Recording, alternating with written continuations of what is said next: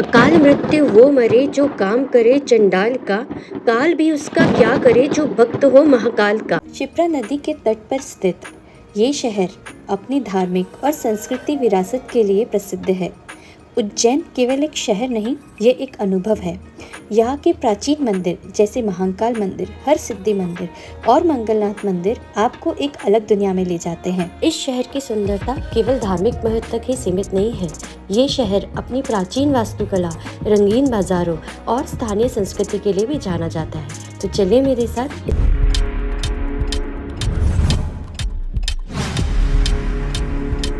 Welcome back to my channel live life to the fullest. तो मैं आपको लेके चल रही हूँ अपने साथ महाकाल की नगरी उज्जैन में। उज्जैन पहुँचना बहुत इजी है। मेजर सिटीज़ से आपको उज्जैन जंक्शन या इंदौर जंक्शन के लिए ट्रेन इजीली अवेलेबल हो जाएगी।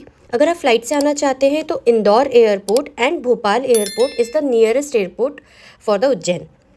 वहाँ से आपको प्राइवेट टैक्सीज मिल जाएंगी। तो इंदौर से उज्जैन 55 किलोमीटर है और भोपाल से उज्जैन लगभग 200 किलोमीटर है। तो हमने हमारी ट्रिप की शुरुआत करी गणपति बप्पा के दर्शन से।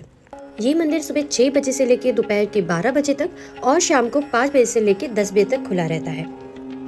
यहाँ पर गणपति 3 रूपों में विराजमान है: चिंतामण गणेश, इच्छामण गणेश और सिद्धि विनायक। इस मंदिर में भक्तजन अपनी चिंताओं को दूर करने और इच्छाओं की पूर्ति के लिए आते हैं। इस मंदिर की सबसे खास विशेषता इसकी गणेश मूर्ति है। मूर्ति के एक हाथ में एक चिंतामण मणि है, जिसके बारे में माना जाता है कि चिंताओं को दूर करने वाली है।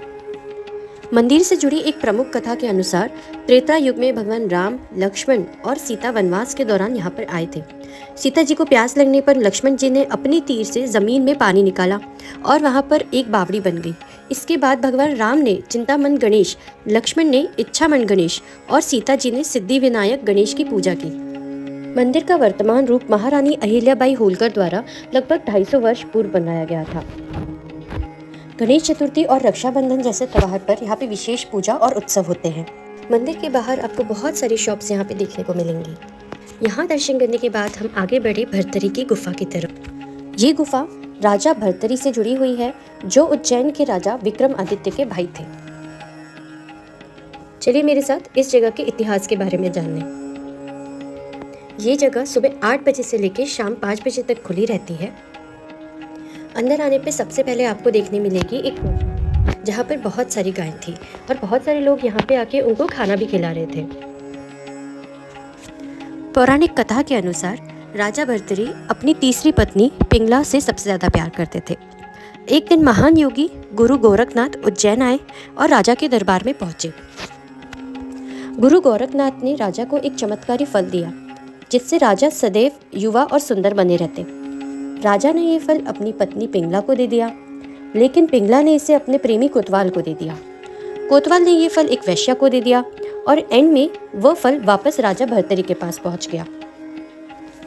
जब राजा को ये सच्चाई पता चली तो उन्हें बहुत दुख हुआ और उन्होंने वैराग्य धारण कर लिया।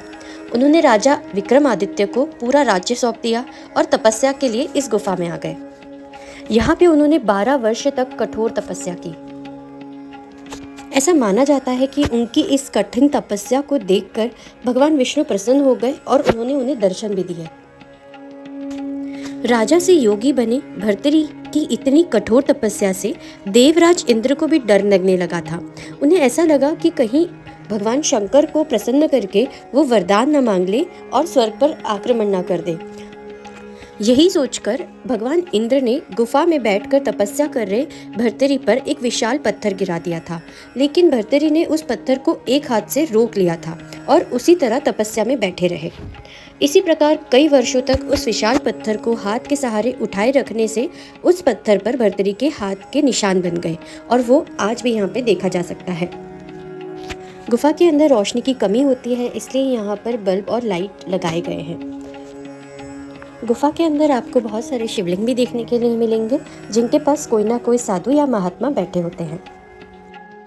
गुफा के अंदर की ऊंचाई लगभग 8 फुट है, इसलिए अंदर जाते और बाहर आते समय सावधानी बरतनी पड़ती है। गुफा से बाहर आने के बाद आपको यहाँ पे काल भैरव बाबा का मंदिर भी देखने के लिए मिलेगा। ये गुफा आज भी एक प्रमुख पर्यटन स्थल है और यहाँ भक्तजन राजा भर्तरी की तपस्या स्थल को देखने आते हैं। तो चलिए अब हम चलते हैं अगले मंदिर की ओर, जो कि है मंगलनाथ मंदिर। यहाँ पे आप शेयरिंग ऑटो या फिर बस से आ सकते हैं। ये उज्जैन का एक बहुत ही फेमस मंदिर है जो कि ग्रह मंगल को समर्पित है। मंगल ग्रह को हिंदू ज्योतिष में विवाह, कार्य और साहस का कारक माना जाता है। ऐसी मान्यता है कि यहाँ पर पूजा करने वाले लोगों को मंगल दोष से बहुत जल्दी छुटकारा मिल जाता है। और इस मंदिर के बारे में कहा जाता है कि ठीक इस मंदिर के ऊपर आकाश में मंगल ग्रह स्थित है। मत्स्य पुराण एवं स्कंद पुराण में भी मंगल देव के संबंध में उल्लेख किया गया है, जिसके अनुसार उज्जैन में ही मंगल देव की उत्पत्ति हुई थी और मंगलनाथ मंदिर ही वही स्थान है जहां इनका जन्म हुआ था। कुछ मान्यताओं के अनुसार मंगल देव को भगवान शिव और पृथ्वी का पुत्र भी कहा गया है, जिसके चलते मंदिर में मंगल की उपासना शिव रूप में भी की जाती है। अगर आप उज्जैन आते हैं तो इस मंदिर के दर्शन जरूर करिएगा। चलिए आगे महाकाल के दर्शन करने। महाकाल मंदिर का इतिहास काफी प्राचीन है। ये मंदिर 12 ज्योतिर्लिंगों में से एक है और भगवान शिव के रूप में महाकाल को समर्पित है। महाकाल को काल और संहार के देवता के रूप में भी जाना जाता है। मंदिर की तरफ बढ़ते हुए आपको आसपास ऐसी बहुत सारी छोटी छोटी शॉप्स देखने के लिए मिलेंगी।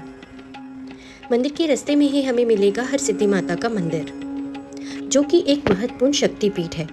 ये मंदिर देवी पार्वती को समर्पित है, जिन्हें हिंदू धर्म में माता सती के नाम से भी जाना जाता है। पौराणिक कथाओं के अनुसार जब मां पार्वती ने सती होने के लिए अग्नि में प्रवेश किया और अपने प्राणों की आहुति दे दी, तब शिव शंकर को इस बारे में जानकारी मिली, तो उन्होंने सती के शरीर को उठाकर तांडव किया। भगवान शिव के क्रोध भरे तांडव से पृथ्वी पर प्रलय आने का खतरा बढ़ने लगा, जिसे रोकने के लिए भगवान विष्णु ने अपनी सुदर्शन चक्र से मां सती के शरीर को खंड खंड कर दिया। मां सती के शरीर के हिस्से धरती पर जहां जहां गिरे, वहां पर एक शक्तिपीठ की स्थापना हुई। ऐसा माना जाता है कि यहाँ पर मां सती की कोहनी गिरी थी, जिससे इस मंदिर का निर्माण हुआ। इस मंदिर में अन्य देवी भी उपस्थित हैं, जिसकी मां अन्नपूर्णा, देवी मां लक्ष्मी और मां सरस्वती। मंदिर की वास्तुकला में मराठा प्रभाव देखने मिलता है। यहाँ पे 2 दीप स्तंभ हैं, जो कि शाम की आरती के समय जलाए जाते हैं। इस विशेष आरती को देखने के लिए लोग दूर दूर से आते हैं और इसे देखकर मन बहुत ही ज़्यादा प्रफुल्लित होता है। ये आरती शाम को 7 बजे के बाद प्रारंभ होती है।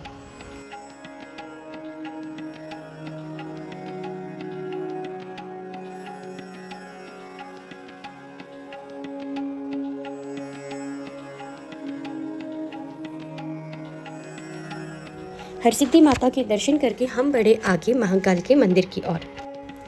यहाँ पे आप 2 तरीके से दर्शन कर सकते हैं। एक होता है वीआईपी पास, एक होता है जनरल एंट्री।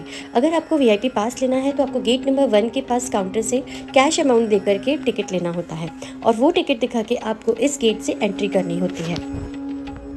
मात्र 15 से 20 मिनट्स में आपके दर्शन हो जाते हैं अगर आप वीआईपी पास से जाते हैं, और अगर आप जनरल क्यू से जाते हैं तो 1 घंटे तक का समय लग सकता है। यहाँ पर सुबह 4 बजे पहली आरती होती है, जो कि भस्म आरती होती है, और रात को 10:30 से 11 के बीच में शयन आरती होती है, जो कि लास्ट आरती होती है।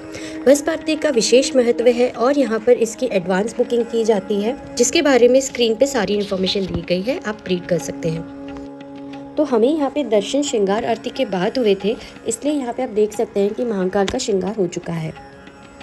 तो हमारे दर्शन बहुत ही अच्छे से हुए। उसके बाद हम लोग आ गए मंदिर परिसर में, जहाँ पे और भी बहुत सारे छोटे छोटे मंदिर बने हुए हैं। तो यहाँ से दर्शन करने के बाद हम लोग गए कॉरिडोर देखने के लिए, जो कि बहुत ही फेमस है। ये प्लान इनिशिएट हुआ था 2017 में, जो कि सरकार के स्मार्ट सिटी मिशन का हिस्सा था, और इसका निर्माण शुरू हुआ 2019 में, जो कि फेसेस वाइज कंप्लीट हुआ। ये पूरा कॉरिडोर बहुत ही सुंदर बनाया गया है और इसे ज़रूर आपको देखने के लिए आना चाहिए। तो कॉरिडोर को अच्छे से घूमने के बाद हम लोग गए बड़ा गणपति, जो कि यहाँ का एक फेमस टेम्पल है।